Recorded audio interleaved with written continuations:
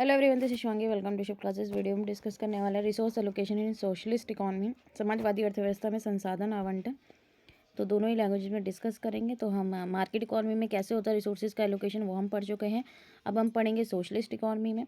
Then last हमारा होगा इसमें मिक्स्ड इकोनॉमी में। ठीक है, मिश्रित अर्थव्यवस्था में किस तरीके से जो है संसाधनों का आवंटन होता है। तो सोशलिस्ट इकोनॉमी हम बात करें, नाम से ही पता लग रहा है समाजवादी, तो समाज के बारे में सोचेगी। मैं मार्केट इकोनॉमी में किसके बारे में था, उनका मेन फोकस किस पे रहता है, भाई किस चीज़ की डिमांड ज़्यादा हो रही है उसका वो प्रोडक्शन करे और ज़्यादा से ज़्यादा प्रॉफिट कमाए।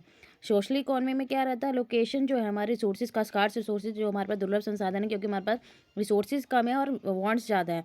तो जो ह्यूमन नीड्स हैं उनको पूरा करने के लिए यहाँ पे जो स्कार्स रिसोर्सेज हैं उसको मैनेज किया जाता है कलेक्टिव प्लानिंग के साथ। ठीक है, आमतौर पर बाजार तंत्र के बजाय यहाँ पे सामूहिक योजना और सार्वजनिक स्वामित्व के माध्यम से प्रबंधित किया जाता है। ठीक है, किसके थ्रू मैनेज होता है, कलेक्टिव प्लानिंग मीन सरकार का यहाँ पे रोल रहता है, public ownership rather than market mechanism. Market mechanism में क्या था कि सिर्फ प्रॉफिट पे फोकस था। ठीक है, यहाँ पे प्रॉफिट पे फोकस नहीं होता, यहाँ पे भाई जो दुर्लभ संसाधन है उसका बंटवारा इस तरीके से करना है ताकि जो है समाज का कल्याण हो। ठीक है, तो इसके फीचर्स क्या क्या रहते हैं सोशलिस्ट में, सेंट्रल प्लानिंग रहती है। ठीक है, केंद्रीय योजना, सेंट्रल जो अथॉरिटी मींस हम गवर्नमेंट, अक्सर सरकार ही होती है, वो डिसीजन लेती है कि कौन से गुड्स का प्रोडक्शन और डिस्ट्रीब्यूशन जो करना है, गुड्स और सर्विस का प्रोडक्शन और डिस्ट्रीब्यूशन करना है गुड्स और सर्विस का, वो ध्यान रखती है। प्रोडक्शन टारगेट क्या होने हैं, रिसोर्सेज को एलोकेट करना उनके बेस पे, जिससे जो समाज के में जितने भी लोग हैं, ठीक है, उनकी नीड्स पूरी हो रैदर देन प्रॉफिट मोटिव्स। उनका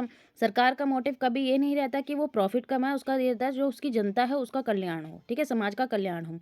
दूसरा आता है हमारा पब्लिक ओनरशिप, सार्वजनिक स्वामित्व। तो यहाँ पे रिसोर्स और इंडस्ट्री जो होती है कलेक्टिवली जो ओन्ड होती है, जिस पर स्वामित्व होता है सामूहिक रूप से, राज्य मतलब गवर्नमेंट है यहाँ पे, या फिर कम्युनिटी का, पूरे समुदाय के पास होता है। ये नहीं किसी किसी पर्टिकुलर पर्सन का उस पर ऑनरशिप है।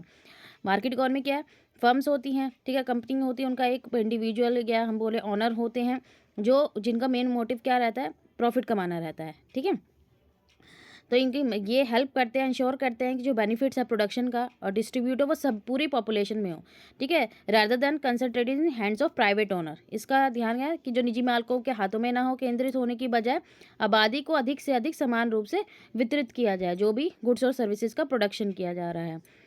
नीड बेस्ड डिस्ट्रीब्यूशन यहाँ पे, तो नीड बेस्ड डिस्ट्रीब्यूशन, आवश्यकता आधारित वितरण, भाई किस चीज़ की लोगों को ज़्यादा ज़रूरत है, ठीक है, उन गुड्स का। ये नहीं कि सरकार को अपना प्रॉफिट कमाना है तो जो जिसमें लोग ज़्यादा से प्रॉफिट होगा वो उन गुड्स का प्रोडक्शन करेगी, ठीक है, उनका बंटवारा करेगी, उनका प्रोडक्शन करेगी, उसका फिर डिस्ट्रीब्यूशन करेगी। यहाँ पे जो एसेंशियल गुड्स और सर्विसेज हैं like health care, education, housing, जो बेसिक नीड्स है सभी सिटीजन की, उनका यहाँ पे डिस्ट्रीब्यूशन किया जाता है और उनमें जो रिसोर्सेज हैं उनका एलोकेशन किया जाता है। ठीक है, आवंटन के निर्णय सरकार जनसंख्या की जो आवश्यकता के आधार पर लेती है यहाँ पे, कि भाई लोगों की जो बेसिक नीड्स हैं, ठीक है, बुनियादी जो ज़रूरतें हैं, क्या, स्वास्थ्य सेवा, शिक्षा, आवास, आवश्यक वस्तुएं और सेवाओं को यहाँ पे प्राथमिकता देना है। पार्टिसिपेटरी प्लानिंग, सहभागी नियोजन, तो सोशलिस्ट मॉडल के अंदर यहाँ पे जो है पब्लिक पार्टिसिपेशन भी रहता है। जो कुछ समाजवादी मॉडलों में क्या रहता है, नियोजन प्रक्रिया में जनता की भी भागीदारी होती है। ठीक है, हो सकती है। तो इसमें कम्युनिटी काउंसिल, कोऑपरेटिव जो हेल्प करते हैं डिटरमाइन करने में कि लोकल नीड्स क्या है। अब हर जगह तो सरकार नहीं जाएगी ना, सेंट्रल गवर्नमेंट नहीं जाएगी ना, लोकल की हेल्प से जो है मदद ली जाएगी कि लोगों को किस चीज़ की ज़रूरत है और कहाँ पे जो है रिसोर्सेज का जो संसाधन है उनका बंटवारा किया जाए।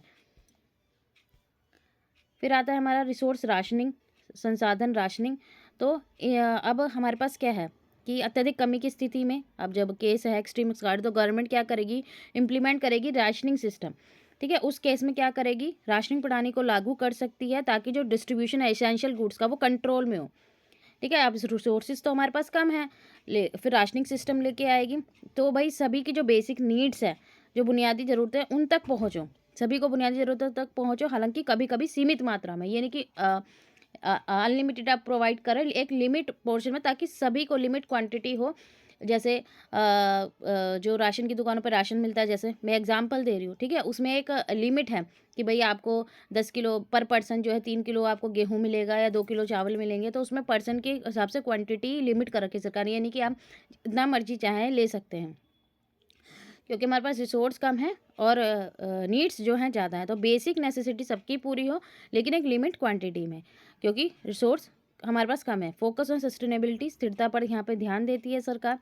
तो भाई रिसोर्सेज का इस तरीके से आपको ध्यान रखना है कि वो लॉन्ग टर्म अवेलेबल हो, ये नहीं कि आप अभी इस्तेमाल करें और वो फिर आने वाली जो फ्यूचर जनरेशन है उसके लिए वो कुछ बचे ही ना। तो इंश्योर करती है यहाँ पे सरकार जो रिसोर्सेज हैं उनका कोई भाई मिसयूज़ ना हो, ठीक है, और वो दीर्घकालीन उपलब्धता उनकी सुनिश्चित हो उनको। तो सरकार का फोकस ये रहता है, ठीक है। प्राइवेट ओनर जो शिप रहेगा वो ध्यान नहीं देगा इतना रिसोर्सेज पे कि उनकी अवेलेबिलिटी है जो फ्यूचर जनरेशन के लिए भी अवेलेबल हो।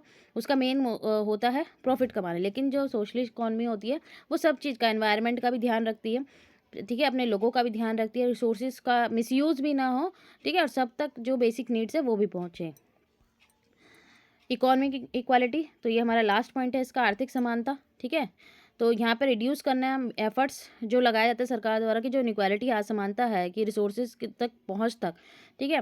तो इसी तरीके से पॉलिसी डिज़ाइन की जाती है, रीडिस्ट्रीब्यूट किया जाता है वेल्थ को, एंश्योर करते हैं सभी मेंबर जो सोसाइटी के हैं उनके पास फेयर अपॉर्चुनिटी रहे रिसोर्स तक पहुँचने की, ठीक है। जैसे भाई जो जिनकी इनकम ज़्यादा है उन पर टैक्स, प्रोग्रेसिव टैक्सेशन है इंडिया में, जैसे जैसे आपकी इनकम बढ़ती जाएगी वैसे वैसे आपके ऊपर टैक्स का रेट जो है वो बढ़ता जाएगा। उस टैक्स का इस्तेमाल करके सरकार उन लोगों पे खर्च करती है, पुअर लोगों पे, भाई जिनको उसकी नीड है, ठीक है। लाइक इंफ्रास्ट्रक्चर में भाई डेवलप करना, रोड्स हैं, पुल हैं, ये सब चीज़ें बनाना ये सरकार का काम है। हेल्थ केयर प्रोवाइड करना, free health care, free education. तो सरकार के पास पैसा कहाँ से आएगा? टैक्स से। तो रीडिस्ट्रीब्यूशन हो रहा है ना वेल्थ का, एक से लेके भाई जिनके पास बहुत है उनसे टैक्स कलेक्ट करके और उन पे उनको प्रोवाइड करना जिनका पास इतना पैसा नहीं है कि वो अपनी बेसिक नीड्स पूरी कर सकें, ठीक है। तो यहाँ पे ही हमारा टॉपिक खत्म होता है। आई होप आपको क्लियर हो गया होगा। अगर वीडियो अच्छी लगी तो like share and subscribe my channel. Thank you.